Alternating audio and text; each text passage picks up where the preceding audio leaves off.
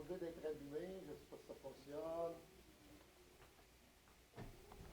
Amen. Ah oui, on m'entend. Amen. C'est vraiment un privilège, une joie pour moi de pouvoir partager. Je dis partager, je trouve que c'est mieux que prêcher la parole. On veut la partager ensemble. Dieu nous parle à travers sa parole. Lorsqu'on va devant lui, le Seigneur. C'est drôle, mais je ne sais pas si vous êtes comme moi, mais des fois, je suis assis, j'attends, puis j'entends pas de voix qui me parle. Tu sais, Dieu nous a donné un livre, puis à travers ce livre-là, il nous parle. Et parfois, c'est simplement s'arrêter, puis des fois, je peux lire un texte, puis je vais le relire, des fois, je peux le relire 10 fois. Puis souvent, on se demande, Seigneur, tu me parles-tu, là, tu sais, là? Et puis des fois, on a l'impression que Dieu ne nous parle pas. Ça vous est-tu déjà arrivé, ça? Mais vous savez quelque chose? Dieu parle toujours. Dieu nous parle toujours. Dès qu'on ouvre son livre, Dieu nous parle. Et je trouve ça vraiment spécial, exceptionnel. Je veux d'abord rendre grâce à Dieu, je veux le remercier pour le jour où il s'est fait connaître à moi. Et lorsqu'il s'est fait connaître à moi, on dirait que les débuts, c'est plus facile d'entendre la voix de Dieu. Hein? C'est comme si j'entendais la voix de Dieu m'appelant pour le servir. Et vous savez, je me suis dit, Seigneur, tu ne peux pas te servir de moi. Là, tu sais, ça n'a comme pas de bon sens. Tu sais. Je viens de sortir de mon cercle normal, entre guillemets, humain, où je passais mon temps à blasphémer et sans vocabulaire, me sentant rien en fin de compte. Puis je dis, Seigneur, j'ai rien à t'offrir. Mais Dieu dit, c'est ça que je veux, ton rien. Et puis, je veux lui rendre grâce que, Seigneur, lorsque j'ai entendu ta voix m'appeler, j'ai dit, oui, Seigneur, je veux te servir. Je ne sais pas comment je vais y arriver, mais je veux te servir. Et vous savez, c'est Dieu qui a fait les choses. Dieu prépare le chemin. Dieu ouvre des portes. Dieu ferme des portes. Et puis, il trace un chemin. Il y a déjà un chemin tracé pour chacun d'entre vous. Il y a peut-être des gens ici qui se sentent peut-être un petit peu loin de Dieu. Peut-être même que certains pensent que Dieu les a oubliés. Puis vous savez, j'ai déjà pensé ça. J'ai même déjà pensé que Dieu, jamais tu seras capable de faire ce changement-là. Tu sais, des fois, quand on est désespéré, là, puis il n'y a pas de honte à dire à Dieu. Dieu, il sait qu'il est capable. Tu sais, même si tu dis, je pense que toi, tu n'es pas capable, Dieu, il sait qu'il est capable. Mais être vrai devant Dieu, c'est ça. C'est capable de lui dire, Seigneur, je manque de foi. Viens au secours de mon incrédulité. Je n'y crois pas. Je ne pense pas que tu puisses faire ce changement-là dans ma vie. Puis vous savez, lorsqu'on crie devant Dieu et on dit, Seigneur, viens au secours de mon incrédulité, eh bien, Dieu entreprend une œuvre. Dieu fait quelque chose. Dieu apporte le changement. Peut-être pas à la manière dont nous, on voudrait, heureusement, mais comme lui pense que c'est le meilleur pour chacun d'entre nous. Alors, si tu penses que Dieu t'a oublié, laisse-moi te dire que Dieu ne t'a pas oublié. Même si tu cries après lui et tu ne l'entends pas, Dieu t'entend. Et Dieu a un plan parfait, un chemin qui est déjà tout tracé pour toi. Et Dieu dit, si tu me cherches de tout ton cœur, tu vas me trouver. Et j'ai réalisé que cette parole est une vérité. Amen. Alléluia. Gloire à Dieu.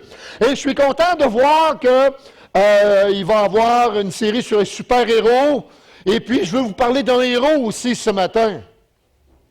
Un héros qui était insoupçonné, un homme qui, lui, n'aurait jamais pensé être un outil entre les mains de Dieu pour le servir, pour apporter son peuple à la délivrance. Et vous le voyez, c'est Gédéon qui est un juge insoupçonné. Mais dans le fond, Gédéon, oui, il est un super-héros de la parole, mais Gédéon nous représente chacun d'entre nous. Gédéon, son nom veut dire que c'est un battant. C'est quelqu'un qui est capable de trancher, c'est un tranchant. Puis dans notre vie, le chrétien doit aussi se battre. Le chrétien a une vie de battant, de combattant, a une vie où il doit retrancher des choses. Comme Gédéon, il avait des choses à retrancher dans sa vie. En fin de compte, Gédéon nous parle, mais Gédéon nous représente chacun d'entre nous. C'est un des jeux, c'est un des hommes dans la parole qui est vraiment le type d'un chrétien de l'Église actuelle. Tu sais?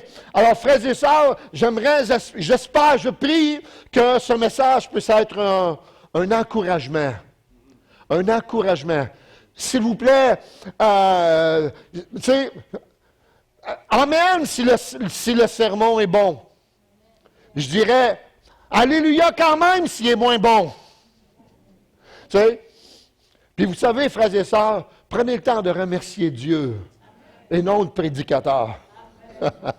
Vous savez, moi, je vais le rementionner dans mon message, mais s'il y a quelque chose qui fait partie d'un de mes grands besoins fondamentaux, c'est l'approbation des autres. Pourquoi? Parce que jeune, je n'étais rien. On m'a toujours dit que j'étais un bon rien. On m'a toujours dit que je serais jamais capable de rien faire dans ta vie parce que tu étais un bon rien. Tu sais? Alors, quand tu n'es pas considéré, eh bien, plus tard, tu cherches à être considéré. Et ça, c'est la normale. Et il n'y a rien de mal à vouloir recevoir parfois de la considération. Puis je pense que, Rebecca, tu as besoin de temps en temps que quelqu'un dise « Hey, je suis content de ce que tu fais pour le Seigneur. » Ça, c'est de la... tu sais, là, on a besoin de ça, tu sais, et même si on était les meilleurs, tu sais, là, que ce soit Franklin Graham ou ben non, n'importe qui, ben là, il est parti voir le Seigneur, là, mais si ça aurait été Reinhard Bonnke, on a tous besoin, à l'occasion, d'avoir une main d'approbation. Simplement pour te dire, je suis content que tu sois mon frère, Jean. Tu sais, je suis content de savoir que tu aimes le Seigneur, lâche pas. Tu sais? Frères et sœurs, c'est ça qui est le plus important. Amen, alléluia, mais j'aimerais être un de ces Gédéons pour notre temps actuel. Puis juste avant de devenir un Gédéon de notre temps actuel, j'aimerais qu'on puisse prendre un petit temps de prière. Seigneur notre Père. Jésus, je veux simplement te remercier de nous donner l'accès au Père. Parce que tu dis, Seigneur, personne ne peut aller devant toi que par toi. Alors merci, Seigneur, de cette route que tu as ouverte pour que nous puissions aller directement à notre Père céleste. Et comme plusieurs, Seigneur, le disent, tu dis, Papa dans les cieux, je sais que tu comprends chacun de nos désirs, tu comprends chacune de nos personnes, tu connais notre chemin. Et ce matin, Seigneur, j'ai une faveur à te demander. J'aimerais, Seigneur, simplement que tu puisses être révélé davantage. J'ai probablement pas, Seigneur, tous les mots nécessaires, Seigneur, pour te dire combien tu mérites cet honneur. Bien, Seigneur, ce que je te demande, c'est que nos yeux soient fixés sur Jésus-Christ. Nos yeux soient fixés, Seigneur, sur Dieu le Père, par la présence de ton Saint-Esprit. Seigneur, je prie que ton Esprit soit présent au milieu, que tu puisses lever même un voile devant moi, afin que nous tous, moi aussi, Seigneur, que ce soit d'un bord ou de l'autre de ce voile, qu'on puisse voir, Seigneur, le Père, qu'on puisse voir, Seigneur, l'éternité bénie, Seigneur, dans ta présence. Et Père, je prie que tu puisses m'aider à délivrer, Seigneur, des paroles encourageantes, des paroles, Seigneur, qui vont toucher mon cœur, qui vont nous toucher tous, Seigneur, qui vont nous rapprocher surtout les uns avec les autres. Seigneur notre Père, je te rends grâce, je te remercie pour tout au nom de Jésus. Amen. J'aimerais qu'on puisse lire... je dirais 2 textes, mais je pense qu'on va faire avec 3 textes.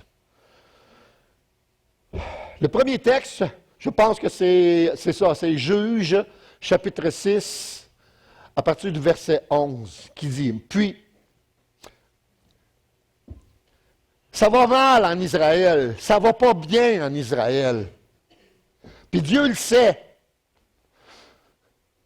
Puis le peuple qui s'était détourné de l'Éternel pendant un certain temps, pendant même des années, ils se sont détournés de l'Éternel. Oh! Quand ils ont crié à l'Éternel les a entendus, les a délivrés en envoyant un juge, en envoyant un homme qui pourrait diriger, qui pourrait encourager le peuple afin que ce peuple revienne à l'Éternel. Et quand les enfants de Dieu revenaient à l'Éternel, eh bien Dieu était là, était présent. Et puis, vous allez voir que le livre des juges, c'est un livre répétitif sur les malheurs, les hauts et les bas d'Israël. Puis c'est spécial parce que ça nous représente tous. On a tous des hauts et des bas dans la vie de Réal Godet. Tu sais, il y a des hauts, il y a des bas. Il y a des hauts, il y a des bas. Des fois, on est stable.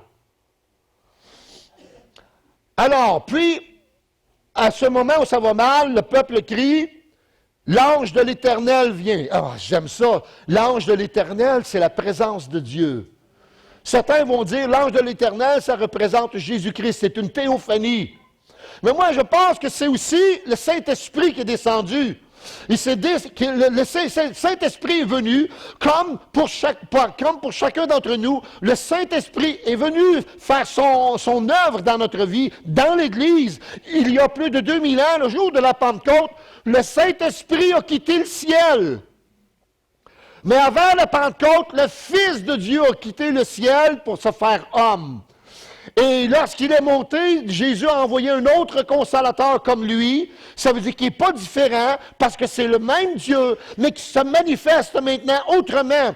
Jésus est venu pour un mandat, payer la dette de notre péché, et le Saint-Esprit est venu pour l'autre mandat, nous aider à grandir dans la foi puis à marcher avec lui pour le servir jusqu'à son retour. Amen. Alors, puis l'ange de l'Éternel vint. Puis ce que j'aime, c'est que le Saint-Esprit, il ne nous regarde pas chacun d'entre nous comme un quiconque, mais il te voit comme quelqu'un. Il sait que toi, tu es précieuse à son cœur. Ça veut dire, donc, il s'est assis sur le térébinthe d'Ophra. Amen, alléluia. Le Saint-Esprit est venu faire son habitation où? Dans ton cœur, il s'est assis avec toi afin que tu puisses le connaître davantage, afin que tu puisses connaître Dieu de plus en plus et que tu puisses marcher avec lui dans des voies droites. Alléluia! Le Seigneur, alors le Saint-Esprit est venu, il s'est assis au-dessous le térébinthe d'Ophra qui appartenait à Joas, de la famille d'Abiézer. Et Gédéon, se combattant, battait le froment au pressoir. Alléluia, il travaillait. Il était déjà de caractère un homme, un battant. Wow! Frères et sœurs, le jour où vous êtes venus au Seigneur, avez-vous senti, avez-vous remarqué une différence? Avant, on laissait souvent laisser aller les choses. Puis quand tu viens au Seigneur, tu n'es plus capable de laisser aller les choses. Tu te bats. Tu commences à te battre. Alors on ne sait pas. Et l'ange de l'Éternel lui apparut, lui dit, l'Éternel, est-ce que j'aime ça? L'Éternel est avec toi, vaillant héros. Toi, tu ne penses pas ça de toi. Là. Tu ne penses pas qu'il était un vaillant héros. Mais il dit, l'Éternel est avec toi, vaillante héroïne. Wow! Hey! L'Éternel est avec toi, Gabriel, vaillant héros. Wow! J'aime ça! On peut le varger, il aime ça, c'est un battant. Puis le mec, soit étonné, il va se lever. Non, c'est un battant. L'Éternel est avec toi, vaillant héros. Est-ce que tu considères que tu n'es rien? Bien, Dieu ne considère pas que tu n'es rien. Dieu ne te considère pas comme un quiconque, mais comme quelqu'un. Quelqu'un que Dieu veut utiliser afin que sa gloire se manifeste. Êtes-vous capable de dire à quelqu'un, tu es un vaillant héros? Mais dites-le donc à votre voisin, hey, tu es une vaillante héroïne. Tu sais, dans le bon sens du terme, tu es un vaillant héros, mon frère. Alléluia. On est des vaillants héros. Amen, amen, alléluia.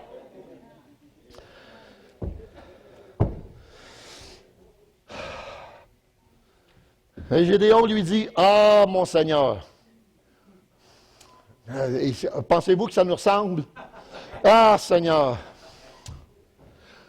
Si l'Éternel est avec nous, qu'est-ce que vous pensez qu'il est en train de faire? Là, là? Si l'Éternel est avec nous, pourquoi toutes ces choses sont-elles arrivées? Il ne se plaint pas. Non, non, mais c'est flagrant. Il se plaint. Et où sont tous ces prodiges que nos pères nous racontent quand ils disent « L'Éternel ne nous a-t-il pas fait monter hors d'Égypte? Maintenant, l'Éternel nous abandonne, il nous livre entre les mains de Madian. » L'Éternel se tourna, et regardez bien, l'Éternel, l'ange, l'Éternel se tourna vers lui et dit, « Va avec cette force que tu as. » C'est drôle, Dieu ne l'a pas réprimandé, parce que Dieu sait comment nous on est, les humains. Il dit, tu as peut-être raison, tu sais, humainement parlant, tu as raison de te plaindre. Mais il dit, moi, là, je te dis, va, puis va avec la force que tu as. Puis la force que tu as, ce n'est pas la tienne, c'est celle de l'Esprit. Je veux que tu marches par l'Esprit, et non pas par tes propres pensées, non pas par les sentiments, non pas, Seigneur, par ta propre connaissance, mais marche par l'Esprit de Dieu. Et comment peux-tu arriver à marcher par l'Esprit? Eh bien, on a toute la directive dans ce livre-là, frères et sœurs. Amen! Alléluia! Et délivre Israël de la main de Madian. N'est-ce pas moi qui t'envoie? Gédéon lui a dit, « Ah, mon Seigneur, encore, avec quoi délivrerai-je Israël? Voici, ma famille, c'est la plus pauvre à menacer, je suis le plus petit dans la maison de mon père. » L'Éternel lui dit, « Mais je serai avec toi, et tu battras Madian comme un seul homme. » Wow! Ça, c'est en train de me dire que, Gédéon, sa vie n'est pas facile. Il traverse des moments difficiles. Ça vous arrive-tu de passer des moments difficiles? Je pense pas. Il n'y a pas l'Église vide d'espoir. Il n'y a personne ici qui passe des moments difficiles. Hein? Mais vous savez, moi, à l'occasion, là, je vous le dis, je vais me référer à mes notes. Il y a dans notre monde, puis je peux même aussi dire, dans l'Église, une pensée qui a fait son bout de chemin, avec toutes les répercussions parfois désastreuses sur beaucoup de vies. Comment Dieu peut-il être présent lorsqu'il permet de telles choses? Parce qu'on est chrétien, ça veut-tu dire qu'il n'y aura plus de problèmes, qu'il n'y aura plus de difficultés? Mais je vais vous dire une affaire. Parce que tu es chrétien, il va en avoir davantage. Parce qu'on ne vit plus selon le principe de ce monde. On est dans le monde. Jésus, quand il a prié, il dit, « Père, je te prie de ne pas les enlever du monde, mais de les préserver du monde. Ils sont du monde, ils sont dans le monde, mais ils ne sont pas du monde. Alors préserve-les du monde, afin qu'ils marchent. » On peut paraphraser, afin qu'ils marchent selon tes voies, selon tes pensées, et non pas selon leurs voies et leurs pensées. Alors dirige-les, corrige-les, instruis-les. Fais-les grandir, donne-leur la connaissance de plus en plus importante de ta parole. Et ça va faire toute la différence. Il y a un autre texte que je veux lire, qu'on trouve dans Jacques 2. Je pense que je ne suis pas sûr si je l'ai mis, Jacques 2. Sinon, je veux qu'on lise Jacques. Jacques 2, 14, qui dit ceci. Mes frères, que sert-il à quelqu'un de dire qu'il a la foi s'il n'a pas les œuvres?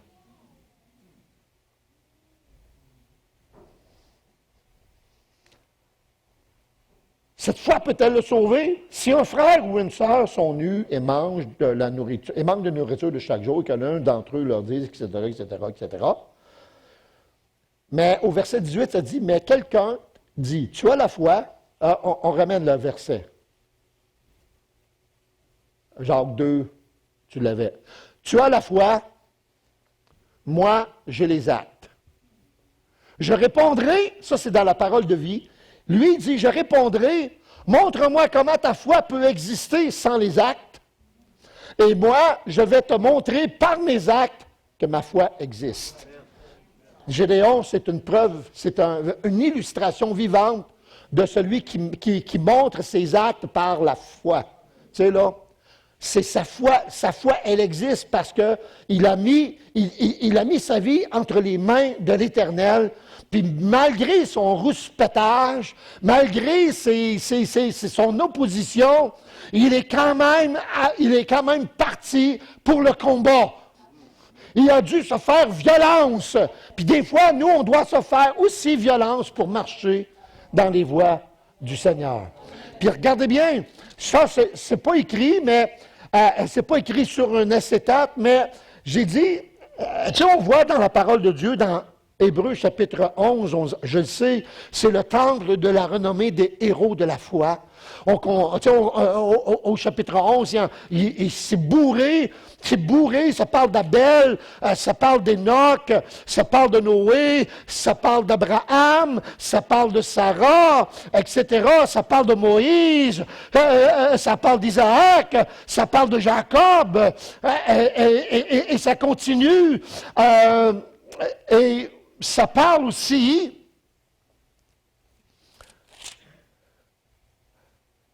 de gens, ça parle de Gédéon, de Barak, de Samson, de Jephthé, de David, de Samuel, des prophètes. Et ça parle aussi de ceux qui ont vécu des moments difficiles, qui ont exercé, tu sais, ça dit qu'ils ont vaincu par la foi, ils vainquirent les royaumes, exercèrent la justice, obtinrent des promesses, fermèrent la gueule des lions, éteignirent la puissance du feu, échappèrent aux tranchants de l'épée, furent vaillants à la guerre, mirent en fuite des armées étrangères. Mais ça dit aussi, d'autres subirent des moqueries, le fouet, les chaînes, la prison, ils furent lapidés, sciés, torturés, et moururent tous par l'épée.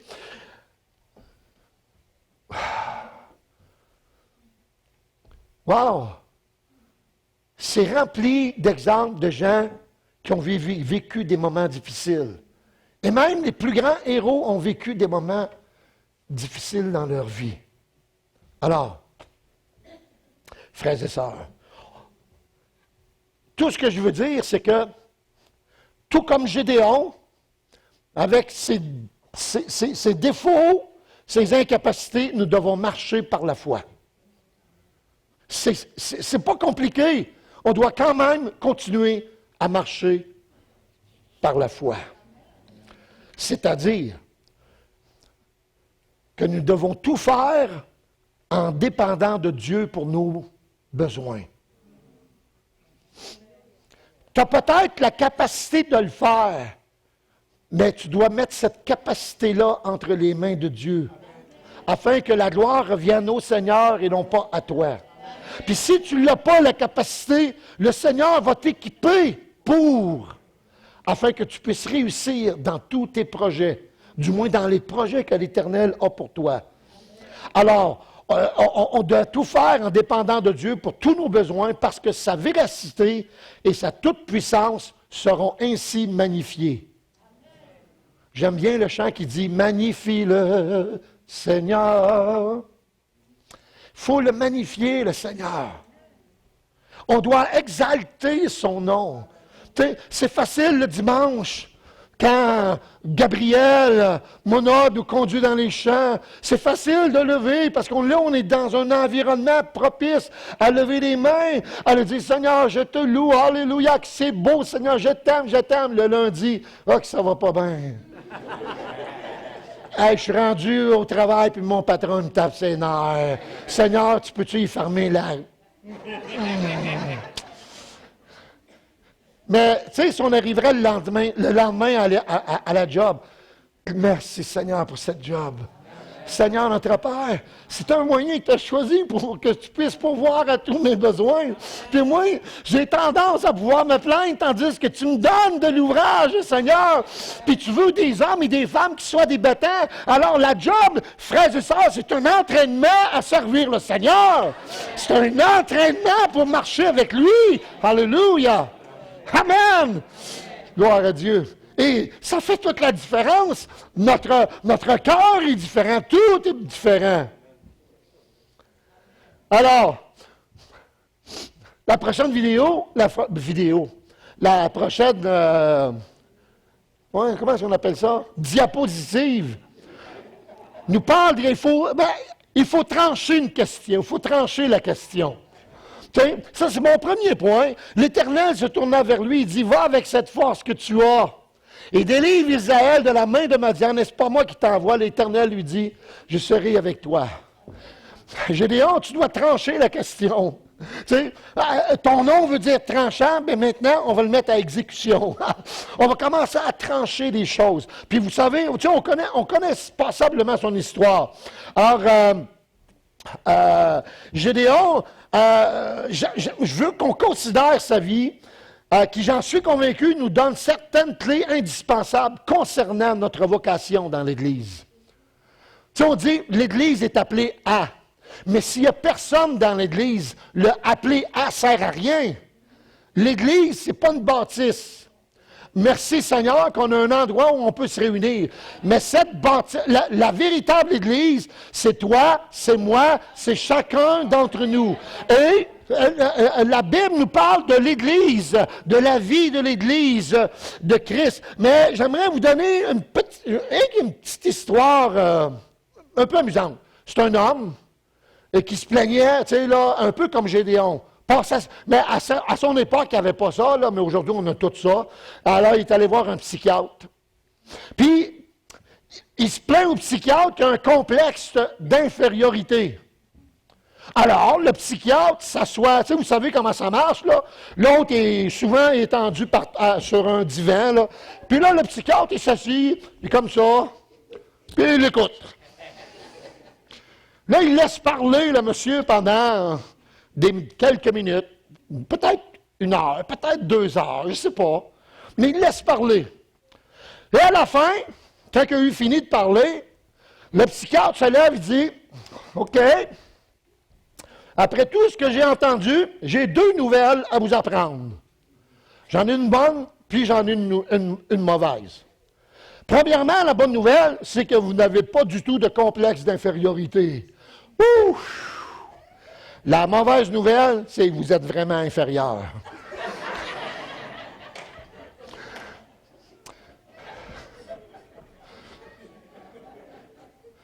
Mais vous savez, c'est une bonne leçon à retenir parce qu'il faut souvent être inférieur pour être servi, pour être entre les mains d'un Dieu puissant comme le nôtre. Tu sais, quand moi j'ai dit à Seigneur, Seigneur, ça n'a pas de sens, tu ne peux pas te servir de moi, ça n'a pas je ne serai jamais capable de.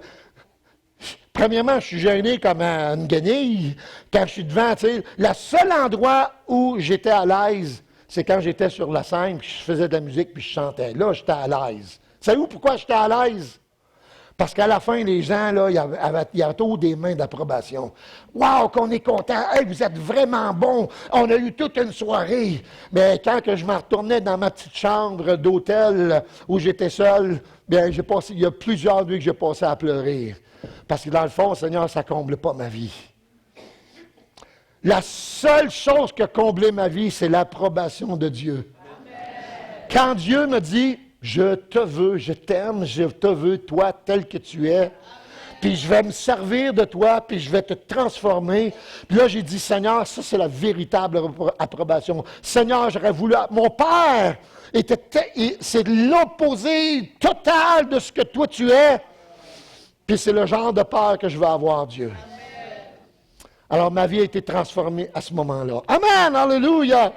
Alors, Gédéon ressemblait à cet homme inférieur. Il était probablement le candidat le moins crédible pour assumer la direction nationale. Il avait peur des malfaiteurs de Madian, puis il s'efforçait de ne pas se faire remarquer en battant le blé. Il ne pouvait pas croire que Dieu pouvait se servir de lui pour accomplir une tâche hors de sa portée. On est souvent comme ça. Mais j'aime bien ce que Paul dit dans 2 Corinthiens chapitre 12. « Ma grâce te suffit. » Je suis prié, Seigneur. Comment veux-tu que je te serve? Il y a un ange de Satan qui est après moi et qui me soufflette des choses, Seigneur. C'est dur à supporter. Seigneur, délivre-moi! libère-moi. Paul, c'est tout un homme de Dieu, là. Seigneur, libère-moi. Dieu reste impassible, tu sais, il ne dit pas un mot. Paul recommence. Seigneur, libère-moi. Dieu dit pas un mot encore. Troisième fois, Seigneur, là, c'est assez, là. Je peux plus. Libère-moi, délivre-moi, Seigneur. Et là, Dieu s'ouvre à lui. Wow, Paul est content.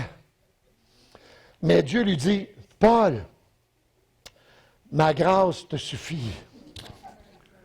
Oh boy! Mais, j'aime bien sa réaction. Et Paul dit, c'est pourquoi, maintenant, j'ai compris qu'avec Dieu, je peux faire des exploits, peu importe ma condition. Je n'ai pas besoin d'être fort, je n'ai pas besoin d'être parfaitement en santé, je n'ai pas besoin que tout aille bien. J'ai simplement besoin de mettre toute ma confiance en l'Éternel. Il dit, c'est pourquoi je me paie maintenant dans les faiblesses, dans les outrages, dans les calamités, dans les persécutions, dans les détresses pour Christ, car j'ai compris que quand je suis faible, c'est alors que je suis fort. Quand on est faible, c'est alors qu'on est fort. Puis des fois, frères et sœurs, c'est une leçon qu'on doit apprendre. Puis des fois, ça nous prend du temps à l'apprendre, la leçon. Jusqu'au moment où on se rend compte, Seigneur, cette maladie ou cette situation, Seigneur, je comprends, Seigneur notre Dieu, que c'est pas ça qui va t'arrêter à travailler dans ma vie. Alors, Seigneur, j'accepte, Seigneur. Tu veux que je passe par là? Eh bien, je vais passer par là. Quand j'ai reçu mon appel pour aller dans le ministère, frères et sœurs, écoutez, ça faisait pas longtemps que j'étais au Seigneur, mais ça m'a pris 10 ans. Ça a pris 10 ans au Seigneur pour essayer de tourner un petit peu l'intérieur. Tu sais, là, faire du labour à l'intérieur, ça a pris 10 ans. Puis pendant ces 10 années-là, j'ai rushé. Des fois, j'étais sur le chômage, puis au lieu de... je voulais travailler, pas d'ouvrage. OK, je faisais mes recherches. Puis après ça, quand j'avais fini mes recherches, je m'assoyais sur ma petite chaise berçante, puis j'ai commencé à lire. Je n'avais jamais lu un livre dans ma vie, sauf Le Retour des Oies Blanches de Victor Lévy-Beaulieu. Puis, s'il vous plaît, achetez pas ça, c'est plate à mort. Mais j'ai été obligé de le lire pour faire une dissertation en français. Le seul livre que j'ai lu dans ma vie avant ça. J'ai commencé à lire la Bible. J'ai commencé à voir comment est-ce que Dieu nous aimait. J'ai lu mon premier livre, La Croix et le Poignard. Puis ça m'a pris comme 3 jours à le lire parce que je broyais tout le temps. Quand je voyais, je dis, comment ça, Seigneur, que tu prends des hommes comme ça? Je suis pas mieux que lui. Puis j'ai pleuré, mais le Seigneur fait son œuvre. Puis j'ai commencé, tu sais, puis Seigneur, ouvre les portes. J'ai eu de l'ouvrage, j'ai pas manqué de rien. J'ai voyagé à travers le Québec pour aller travailler.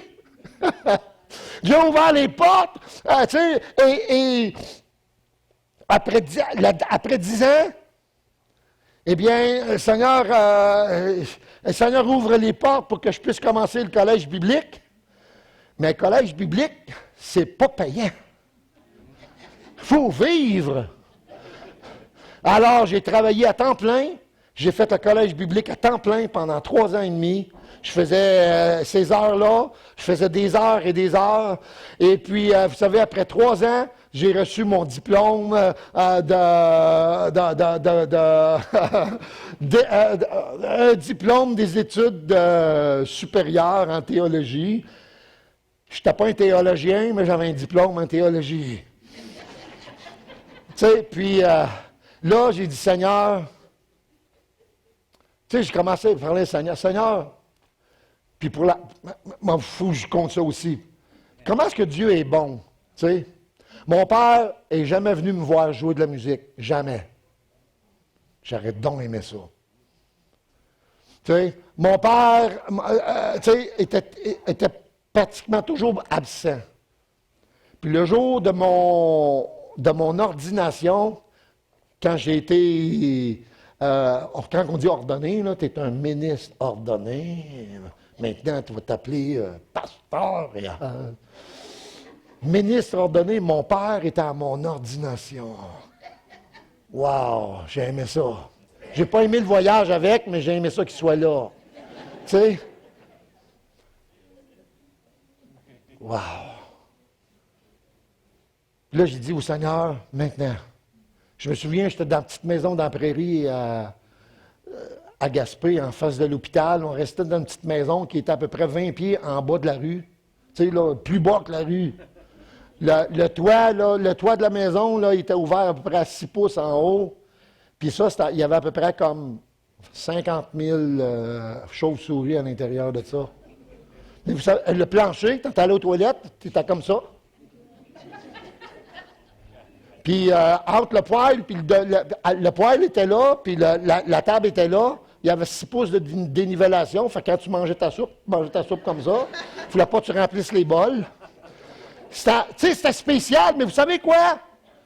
Mike, on était bien là. Parce qu'on savait qu'on était dans les voies de Dieu. Puis, ce qui était important, c'était de savoir que Dieu était présent avec nous, qui nous dirigeait. Alors, j'ai dit, Seigneur, maintenant, j'ai fini le collège biblique, j'ai des bonnes notes, je passe, j'ai mon diplôme. Ça, c'est rien. Maintenant, Seigneur, je suis prêt à te servir. Si tu veux, ouvre les portes. Mais il dit, je ne veux pas aller là. Mais ouvre les portes, mais pas là. Mais rouvre les portes. Puis vous savez quoi? Je suis allé à la porte que je ne voulais pas. J'ai ouvert la porte. Puis vous savez quoi? J'ai encore dans mes archives la plaque qu'ils nous ont donnée lorsqu'on est parti lorsqu'on on a travaillé, on a aimé ça. Ça a été, pour moi, ça a été comme un tremplin. Et puis, quand on est quitté, ils nous ont donné une plaque sur laquelle, wow, il y a des gens qui, dans le monde, font une différence. Tu sais, là, puis j'ai trouvé ça extraordinaire. Après ça, je suis allé comme pasteur à Sainte-Julie, où j'ai connu Marjorie et Robert. À l'époque, Robert était plus petit, là.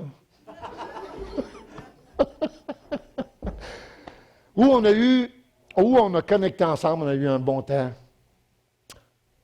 Puis vous savez, c'est Dieu qui rouvre les portes. J'ai vu combien de fois le Seigneur se manifester dans nos vies. Quand on met nos vies entre ses mains, la Bible dit, je serai avec toi.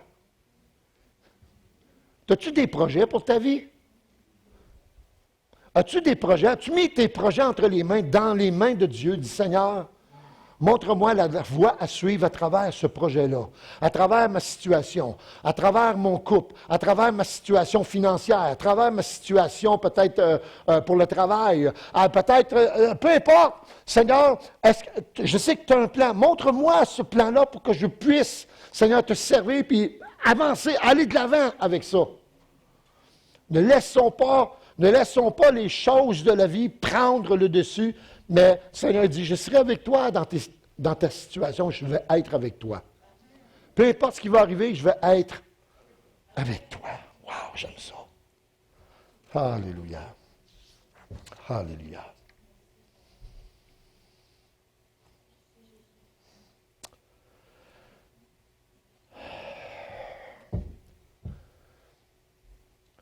Puis en tant qu'enfant de Dieu, en tant que fils et fille de Dieu, on a tous un rôle spécial à remplir. Gédéon, son rôle, c'était va avec la force que tu as, là, puis moi, je vais être avec toi, puis ensemble, on va accomplir des exploits. C'est la même chose. Quand même, c'est la même chose avec nous. Et on a un rôle à remplir, et la Bible nous dit la Bible confirme. Dans Éphésiens chapitre 2, il dit « Car nous sommes son ouvrage ». Tu sais, nous sommes son ouvrage ayant été créé, pourquoi? Pour de bonnes œuvres que Dieu a préparées d'avance afin que nous les pratiquions. Puis ces bonnes œuvres-là, frères et sœurs, elles prennent naissance le jour de votre nouvelle naissance. Puis là, il y a des œuvres à faire.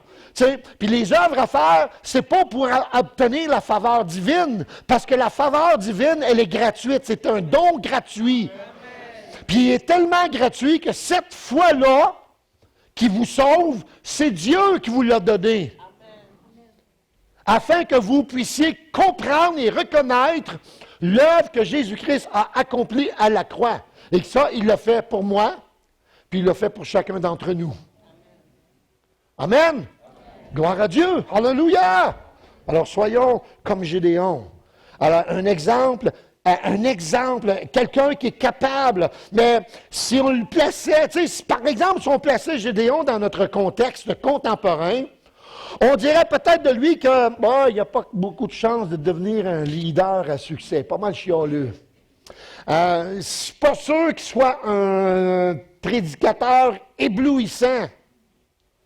Puis, de la manière qu'il s'habille, pas sûr non plus. Ça laisse à désirer. On pourrait croire qu'il n'est pas l'homme de la situation parce que ce dont nous avons besoin, diraient les gens d'aujourd'hui, c'est un homme au caractère charismatique.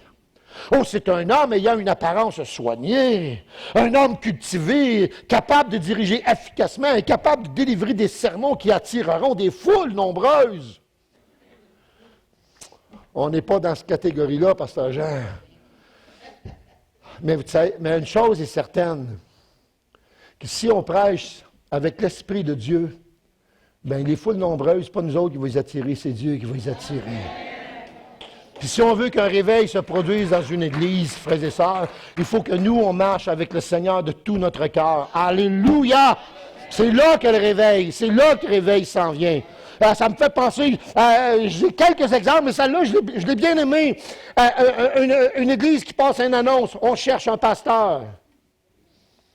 Là, d'entendre des exigences des membres au sujet des candidats potentiels, un conseiller a sorti de sa poche une lettre laissant entendre qu'elle émanait d'un nouveau candidat capable de rallier à tous les suffrages et à tous les problèmes. Oh, mon ami, j'ai tout un coup de vent. Hein? Tous les problèmes. Alors, il fait la lecture devant le conseil de l'Assemblée. Il dit, messieurs, j'ai entendu dire que votre église cherche un pasteur, j'aimerais me proposer comme candidat. J'ai des qualités, me semble-t-il, que vous pourriez apprécier. J'ai reçu la grâce de pouvoir prêcher avec beaucoup de puissance et de conviction. Déjà, ça commence bien. Je suis aussi écrivain. Et certains disent que je suis un bon organisateur. Oui, c'est vrai. J'ai toujours inscrit une ferme conviction dans le cœur des gens, dans la plupart des endroits où je suis allé. D'autres, cependant, formulent des objections contre moi, par exemple. J'ai déjà dépassé 50 ans. Et nulle part, je n'ai servi une église plus que 3 ans. J'ai dû en quitter quelques-unes après y avoir mené une certaine mésentente. Je dois aussi admettre que j'ai été en prison 3 ou 4 fois. Mais pas parce que j'avais fait quelque chose de faux. Ma santé laisse à désirer. Et pourtant, je dois faire le travail manuel pour pouvoir manger comme tout le monde. Les églises que j'ai servies étaient en général petites, tout en se retrouvant dans de grandes villes. À plusieurs endroits, je ne me suis pas très bien entendu avec les autres chefs religieux des autres communautés. Pour dire la vérité, quelques-uns m'ont même frappé. Au point de vue administration, je ne suis pas bien fort. Je suis connu comme celui qui oublie parfois qui il a baptisé. Néanmoins, je puis vous être utile, je ferai de mon mieux pour servir votre Église, même si je devais de nouveau travailler de mes mains pour joindre les deux bouts. Après la lecture, ce fut un tollé général dans la salle de réunion. On se demandait dans le conseil, comment un tel candidat, un ex-tolard, un maladif, un querelleur, qui perd la mémoire, puis qui sème quelquefois la discorde, pouvait même penser être agréé ici dans le conseil. C'est tellement hors du commun qu'on voulut connaître le nom de ce mauvais coucheur. Et le conseiller a pris la lettre, l'a tournée, et dit, « Messieurs, mon nom c'est Paul. Paul de Tarse. »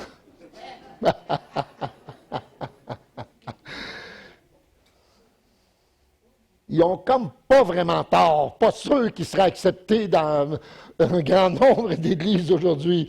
Alors, je le répète, je me ramène à mon message. Gédéon est l'exemple biblique par excellence d'un homme ordinaire à travers duquel Dieu fit des choses extraordinaires. Malgré tout, Paul aussi était un homme bien ordinaire. Malgré que c'était un pharisien éduqué au pied de Gamaliel, puis il avait peut-être une grande connaissance, mais c'était un gars bien ordinaire. Bien ordinaire avec ses problèmes, ses sautes d'humeur, puis querelleur de temps en temps, là, tu sais, là, il y a des problèmes avec Pierre aussi, tu sais, là. Alors, il est comme nous. Il est comme nous, tu sais, là. Bon, la semaine prochaine, on fait une petite querelle, tu sais, là. Il est comme nous. Ça ne fait pas de différence. Mais vous savez, il y a un auteur qui a écrit qu'il n'est plus acceptable de se contenter de quelques bonnes réunions, d'une bonne musique et de bonnes prédications. Nous devons absolument rencontrer Dieu en personne. Amen. Notre devoir, frères et sœurs, tout ce qu'on fait, doit être fait en vue de glorifier, de rendre gloire au Seigneur. On a reçu certains livres dernièrement, pasteur, tu sais, on a partagé quand on est allé dans une conférence. Et puis, il y a un livre qui dit tout doit être centré sur l'adoration, même la prédication. Tu sais, le message qu'on délivre, le temps qu'on passe dans la louange et l'adoration, tout ça, tout ensemble, tout l'ensemble d'une réunion a un seul but. Adorer Dieu, lui rendre la gloire, lui rendre l'honneur. Tu sais, là, on n'est pas là pour dire « Hey, regardez comment est-ce que je joue bien de la guitare, là. » Tu sais, là, ça ne marche pas, ça, là. Tu sais, regardez bien comment est-ce que mon message a été bien préparé. J'ai passé des heures, il y a même des nuits, peut-être, je n'ai pas dormi, j'ai pleuré, tu sais, puis moi, ça m'est déjà arrivé de passer des nuits, puis tu arrives le lendemain, le Seigneur, il dit « Tu prêches pas ça. » Je me souviens quand je suis allé à Sainte-Julie, j'avais préparé un bon message sur le pardon. Je ne savais pas pourquoi, je ne connaissais pas l'historique. Puis j'avais passé toute la semaine à travailler, puis le Seigneur, je savais, l'inspiration était là. J'arrive, je me souviens, ce dimanche-là, Seigneur, il y a une dame qui vient m'approcher, puis ils nous font les salutations, c'est un bel accueil, puis tout. Puis, tu sais, là, je vais m'installer en avant, puis le Seigneur commence à me parler. Tu sais, c'était pas... j'entendais pas une voix, mais il y avait quelque chose qui se passait à l'intérieur qui me disait, ils n'ont pas besoin d'entendre sur le pardon, c'est pas ça. C'est pas ça. C'est pas ça. J'ai dit, Seigneur, je vais prêcher sur quoi? Il dit, prêche sur la guérison. Mais Seigneur, je ne suis pas préparé, j'ai rien. J'ai prêché sur la guérison. Puis vous savez, il y avait une dame qui était dans l'église qui souffrait je ne me souviens pas de quoi la maladie, Mme Forget. Ça faisait des années qu'elle souffrait d'une maladie, puis ce dimanche-là, elle a été complètement guérie. Moi, je ne savais pas ça, là. J'ai su ça plus tard, qu'elle avait été complètement guérie. Puis vous savez, j'ai écouté le Seigneur. Puis si je n'avais pas écouté le Seigneur, je ne suis pas sûr que je serais devenu le pasteur de l'église de Sainte-Julie. Mais je suis devenu le pasteur de Sainte-Julie, je pense. Parce que le Seigneur, c'est toi qui es important, c'est pas moi. Puis si tu ne me veux pas ici, là, alléluia quand même. Je vais aller là où tu veux que j'aille. Mais Seigneur a ouvert la porte. Ça amène, alléluia. Alléluia. La prochaine diapo, ça dit, maintenant, Dieu peut-il nous bénir, nous, aujourd'hui? Est-ce que Dieu peut vous bénir aujourd'hui? Pensez-vous que Dieu veut vous bénir aujourd'hui? C'est ça la question à trancher. Seigneur, est-ce que tu veux nous bénir? Alléluia. Il y a peut-être des choses qui correspondent. Tu sais, là, quand Gédéon a fait le ménage, là, il y avait une gang, là, ils ont détruit, là, tu sais, dans sa propre famille, il y avait des hôtels de Baal puis d'Achéra qui étaient là. Puis Gédéon, parce qu'il avait quand même un peu peur, ça. Il a obéi, mais tu peux obéir, tu peux avoir peur même si tu obéis, là. Tu sais, là, moi, quand je me suis... tu sais, je voulais pas aller là-bas, là, dans le Témis, mais quand je suis allé, j'avais des craintes. J'avais des craintes, là. Du Seigneur. Tu sais, je me disais, j'espère qu'ils ne voteront pas pour moi. Tu sais, j'avais des peurs, j'avais des craintes, là, tu sais, là. Parce que je savais que ce lieu-là, c'était comme, pour moi, je le voyais comme un repère de démons. C'était tellement fort, là, tu sais, là. Puis,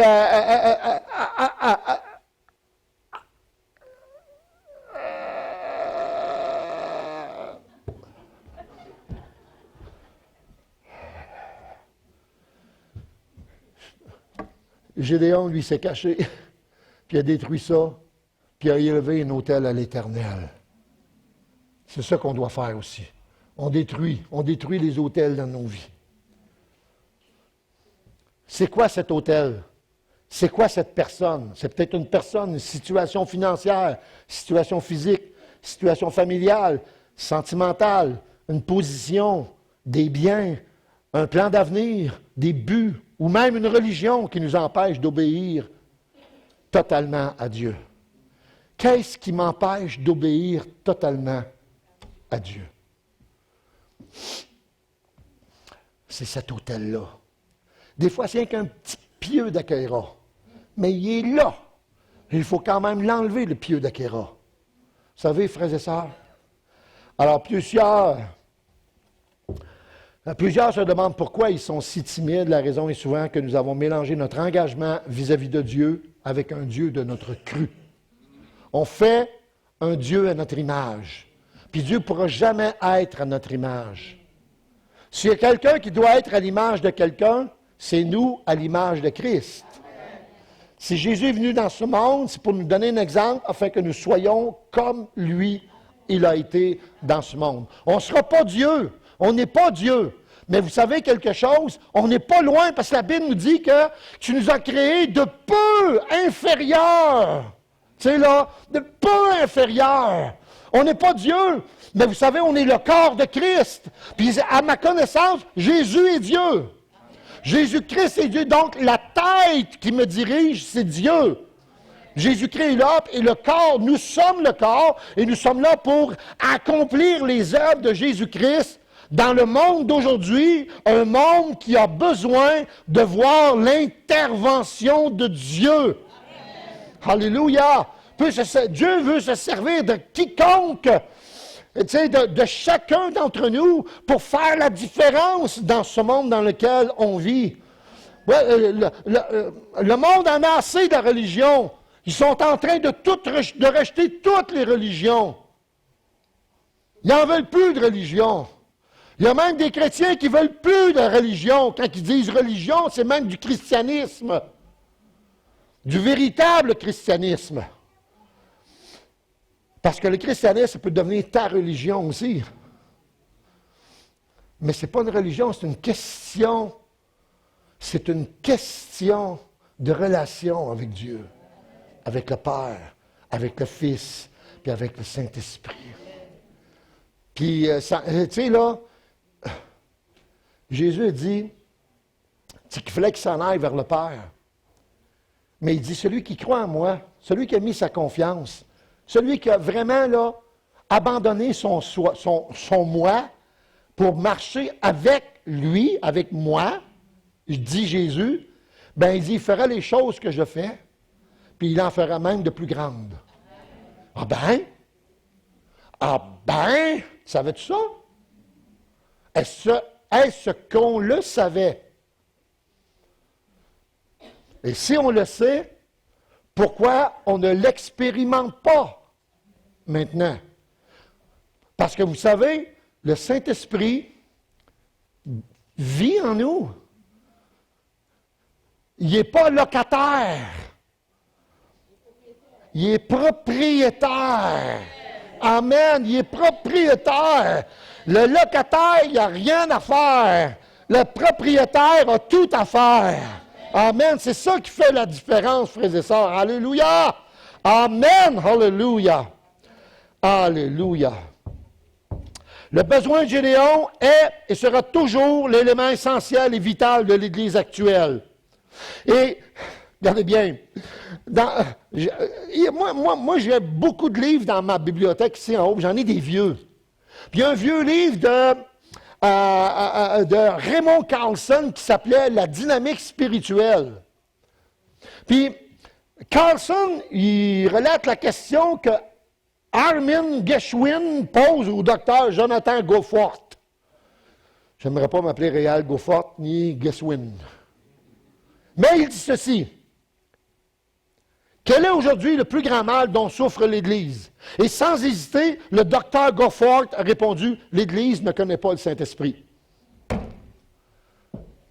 Ça a été écrit dans les années 70. Puis c'était comme presque vrai. Ben, je dirais que c'était vrai à l'époque. Mais je vais vous dire, c'est encore plus vrai à notre époque. Encore plus vrai à notre époque. On tranche la question, Seigneur, c'est toi qui vas le faire, mais aussi, Seigneur, notre Dieu, j'ai besoin d'apprendre à connaître de plus en plus qui est le Saint-Esprit. Quelle est son œuvre dans ma vie? Quelle importance je vais lui accorder dans tout ce que j'entreprends? Et si on commence à faire ça, on va commencer à avoir des différences, frères et sœurs. Alléluia. Mon deuxième point, c'est que pour y parvenir, on a besoin d'une visitation. C'est un peu plus loin. La prochaine. C'est en plein ça, on a besoin. Puis l'ange de l'Éternel vint et il s'assit sous le térébinthe d'Ophra qui appartenait à Joas de la famille d'Abiézer. Gédéon, son fils, battait du froment au pressoir pour le mettre à l'abri de Madian. L'ange de l'Éternel lui apparut et lui dit, lève-toi. Donc, il est apparu, il a eu besoin d'une visitation. On a tous aussi aujourd'hui besoin d'une visitation. L'ange de l'Éternel, comme j'ai dit au début, c'est le Saint-Esprit. Il s'assit pour demeurer sous le térébinthe. Le térébinthe, là, le mot hébreu qui le définit, ça veut dire peau, une peau pour le tabernacle. C'est spécial. Fait qu'il s'assit sous le térébinthe, la peau du tabernacle, qui représente notre cœur, et d'Ophra, biche, Christ, qui est la biche qui soupire après les courants d'eau. Et Jésus-Christ habite dans ce tabernacle-là, frères et sœurs, qui appartenait à Joas, de la famille d'Abiézer, qui veut dire « Mon Père est le secours ». Amen, alléluia. Et là, l'ange lui a... C'est là que l'ange lui a apparu. Puis, Gédéon comprend des choses. Puis on a encore besoin de cette visitation-là. Frères et sœurs, le salut, quand on est venu au Seigneur, là, est-ce qu'il s'est passé quelque chose dans votre vie quand vous êtes venu au Seigneur? Moi, je suis passé de blasphémateur à adorateur. Il y a bien des choses, je fumais comme un défoncé. J'ai arrêté de fumer, on a fermé l'usine, tu sais, puis etc. Il y a bien des affaires, tu sais, là, il y avait bien des affaires qui ont changé dans ma vie, tu sais, là. Clauf. Mais vous savez, le salut, ce n'est pas une question d'un jour. Le salut, c'est une continuelle progression jusqu'à ce que nous ayons atteint le salut parfait, puis ça va être dans le ciel. Là, on va être à l'image de Jésus-Christ. Mais tout le long de notre vie, on court. On court pour atteindre le but. Puis des fois, tu as la langue qui sort, puis qui penche que là... T'es fatigué. Puis moi, je me souviens, j'aimais bien courir quand j'étais jeune. Puis j'aimais bien, des fois, les courses d'endurance. Mais maintenant, là, t'as un point, là, que ça fait mal. Puis si tu t'arrêtes, t'es plus capable de reprendre. Ou du moins, tu as de la misère à reprendre. Mais si tu continues, le point fait mal. Il fait mal pendant peut-être là, une couple de 100 mètres. Puis là, maintenant, ça disparaît. Oh, c'est comme un deuxième souffle. Là, tu continues. Puis on dirait que le point, il ne revient plus. Puis tu te rends jusqu'à la ligne d'arrivée. Alléluia! Puis pour Dieu ne te demande pas d'être le premier. Il dit, il veut que tu cours jusqu'à ce que tu aies atteint le but de la perfection. Puis vous savez, le but de la perfection, on ne peut pas l'atteindre sur cette terre. Fait que vous êtes appelés à courir tout le temps. Et j'aime le Seigneur parce que Dieu nous permet de prendre de temps en temps quelques pauses. Repose-toi, je sais que tu es fatigué. Puis Dieu nous donne un répit. Et maintenant, il dit, hey, lève-toi. Puis des fois, là, Dieu, il est... Quel stratège! Il est fin finot, hein? Puis toi, tu dis, moi, Seigneur, je suis capable d'aller jusqu'au bout. OK. Seigneur a toutes les stratégies, tu sais, pour te dire, regarde, c'est-tu toi qui es capable d'aller jusqu'au bout? Bien, c'est moi qui peux le faire avec toi, à travers toi. Puis il veut souvent qu'on réalise que c'est lui qui va nous permettre d'aller jusqu'au bout. Tu sais, parce que nous autres, là, peu importe qui on est, en tant qu'être humain, si on fait les choses par nos forces, par nos capacités, on va s'épuiser puis on va arrêter. Amen. Puis on va peut-être même abandonner. Mais tu peux faire exactement le même trajet, mais dis, Seigneur, je ne peux pas le faire si tu ne cours pas avec moi. Tu sais, là, peut-être que tu vas être obligé de me tirer. Moi, des fois, je me souviens, là, on allait à la montagne, à Saint-Hilaire, puis ma femme m'a dit, t'es en forme, ça n'a pas de bon sens. Elle dit, il n'est même pas essoufflé, mon arrière, ça monte comme ça, mais il n'est pas essoufflé. Puis des fois, j'étais en arrière, puis je la poussais par les ses fesses, puis la poussais, ouais, monte, tu sais, là. Mais des fois, Dieu est là, il est comme ça, il est avec nous autres aussi. Il est en arrière, puis il pousse. Ouais, continue, je suis là. Puis vous savez quoi? Bon, on a monté jusqu'en haut du Mont-Saint-Hilaire. On a monté. C'est bien plus facile de descendre après. Tu sais? Bien, Dieu est souvent comme ça. Il nous aide. Tu sais, là, il est là. Alors, on a besoin qu'il soit présent. C'est ça, sa visitation. Présent à chaque instant de chaque jour. Seigneur, viens faire ton œuvre dans notre vie. Alléluia. Smith Wigglesworth, il dit, c'est la plus belle vie possible, la vie de foi au Fils de Dieu. C'est la vie où Dieu est présent tout le temps. Il est autour de nous. Il est en nous. C'est une vie de nombreuses révélations et de manifestations du Saint-Esprit. Une vie où on voit continuellement le Seigneur et où on le connaît, le sent et l'entend. Tous peuvent entrer dans cette vie, le posséder et en être possédés. Que j'aime cet homme-là!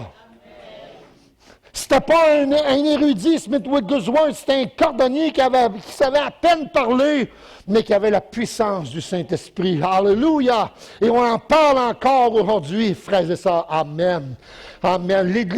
L'Église du premier siècle avait le même témoignage. Beaucoup de miracles, de prodiges se faisaient au milieu du peuple par les mains des apôtres. Alléluia! Il y avait toutes sortes de choses qui se passaient, frères et sœurs. Si le réveil doit venir, il va venir seulement quand nous serons insatisfaits de ce qui est et que nous aspirerons à voir ce qui pourrait être. Je ne sais pas si vous comprenez ce que je suis en train de dire. Le réveil va venir seulement quand nous serons insatisfaits de la situation présente et que nous aspirerons à voir ce qui pourrait être dans la volonté de Dieu. Alléluia, alléluia. Gloire à ton saint nom, Seigneur. Alors, quand Jésus a dit aux disciples, recevez le Saint-Esprit, et ils n'ont pas été baptisés à ce moment-là. Ils n'ont pas été baptisés du Saint-Esprit. Ça a été fait au jour de la Pentecôte. Il leur disait, en fin de compte, que Dieu ne se contenterait pas d'aider de loin des hommes et des femmes bien frêles. Puis Dieu ne se contente pas de vous aider de loin. Il est présent, il a envoyé son Saint-Esprit, vous remplit de son esprit pour ne pas dire de Dieu lui-même. Si le Saint-Esprit remplit vos vies, c'est parce que Dieu remplit vos vies de lui-même. C'est ici la marque évidente du ciel sur nos vies. Il y a un chant que je chante parfois qui dit « Je ferai descendre le ciel sur la terre en ton nom. » Puis la seule façon de faire descendre le ciel sur la terre, c'est d'être rempli de l'Esprit de l'Éternel. Vous ne pouvez pas rien faire sans l'Esprit de Dieu. Vous ne pouvez pas faire descendre même l'ombre du ciel sur la terre sans la présence du Saint-Esprit dans votre vie. On va inviter les musiciens. Alléluia, Seigneur. Parce que le Saint-Esprit, c'est celui qui va faire toute la différence. Qu'il souffle comme un vent violent ou qu'il agisse dans la personne de Dieu, Le fait est qu'il nous amène toujours un changement significatif. Et ça, j'aime ça. Alléluia. Gloire à toi, Seigneur Jésus. Gloire à ton Saint-Nom, Seigneur, notre Père. Que tu es grand. Que tu es bon, Seigneur. Les temps changent, c'est vrai, mais ça ne nous donne aucune excuse ni aucun droit de changer les principes spirituels de l'Église, fixés une fois pour toutes par Jésus qui a donné sa vie sur la croix pour que l'Église puisse exister. La clé, c'est la personne et l'œuvre du Saint-Esprit. Seigneur, viens et remplis-moi. Ça devrait être, frères et sœurs, ça devrait être notre prière la plus pressante, la plus urgente. Seigneur, viens, remplis ma vie. Les frères vont chanter un chant, puis quand ils vont commencer à chanter le chant, peut-être que ça vous tente simplement de vous avancer par un pas de foi, dit Seigneur, j'ai entendu le message. C'est vrai que c'est le pasteur Réal qui l'a délivré, mais Seigneur, j'ai senti que tu m'as parlé. Si vous avez senti que Dieu a parlé dans vos cœurs, c'est peut-être qu'un mot que Dieu a placé dans votre cœur. Peu importe. Vous pouvez prendre le temps de faire un pas de foi et dire, Seigneur, je m'avance. Puis je veux que ce feu-là, je veux que ce mot-là, je veux que cette pensée que tu as placée dans mon cœur, Seigneur, puisse de plus en plus, Seigneur, fleurir, qu'elle puisse s'épanouir, qu'elle puisse venir faire la différence, qu'elle fasse de moi un homme ou une femme, Seigneur, selon ton cœur. Seigneur, j'ai besoin de ta présence. Viens, remplis ma vie. Peut-être qu'on peut, est-ce que si les frères vont dans un chant maintenant, je veux ouvrir. Le pasteur sera là aussi. Il a dit, on va prier pour les gens aussi. J'aimerais qu'on puisse prier ensemble. Peut-être que vous avez dit, Seigneur, je pense que j'ai oublié, Seigneur, la présence de ton esprit dans ma vie. Alors peut-être que c'est le meilleur moment de dire, Seigneur, je viens en avant, j'ai besoin d'être rempli de ton esprit, Seigneur. J'ai besoin de recevoir quelque chose. Ça peut être une direction. Vous avez peut-être besoin d'un travail. Vous avez peut-être besoin que Dieu place sa main sur une situation particulière dans votre vie. Peu importe votre besoin. Vous savez, l'Église est là. La Bible nous dit que les frères sont là pour prier les uns pour les autres afin que la gloire de Dieu se manifeste. Alors pourquoi qu'on ne prierait pas les uns pour les autres ce matin? Dis, Seigneur, j'ai besoin de ta présence. J'ai besoin de ton esprit. Alléluia. Seigneur, au début de ce chant, s'il vous plaît, j'ouvre simplement ce lieu ici, qui sera un lieu de prière, afin qu'on puisse partager ensemble, simplement élever nos voix devant le Seigneur pour lui dire, Seigneur, j'ai besoin de toi. J'ai besoin de ta prière. Merci, ma soeur. S'il y en a d'autres, prenez le temps, s'il vous plaît. Ne vous demandez même pas ce que votre voisin peut dire.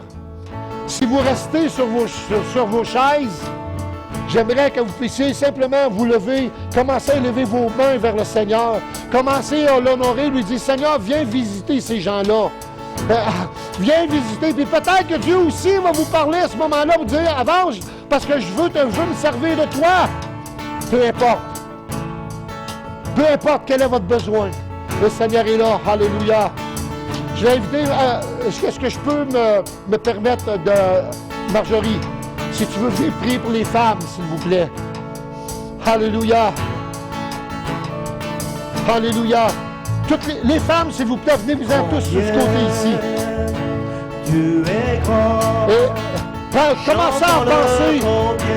commencez à penser aux paroles de ce chant-là. Combien Dieu est grand pour toi. Comment il t'aime, comment il veut faire.